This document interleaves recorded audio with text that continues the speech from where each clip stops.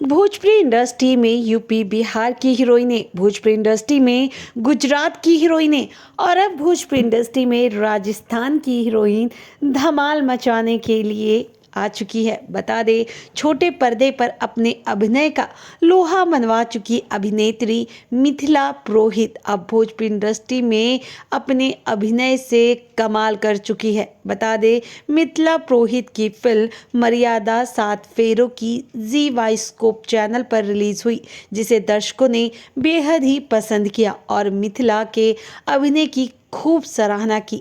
वैसे तो लगभग सभी लोग जानते हैं कि 7 फेरों के बारे में, लेकिन मिथिला पुरोहित ने 7 फेरों की मर्यादा को अपने अभिनय से दर्शाया और वो लोगों के दिलों को छू गया।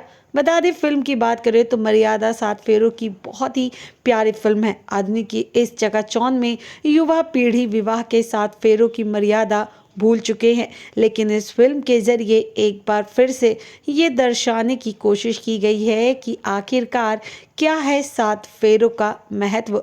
और राजस्थान से बिलोंग करने वाली एक्ट्रेस यानी कि मिथिला पुरोहित ने भोजपुरी की इस फिल्म में वाकई में धमाल मचा दिया है।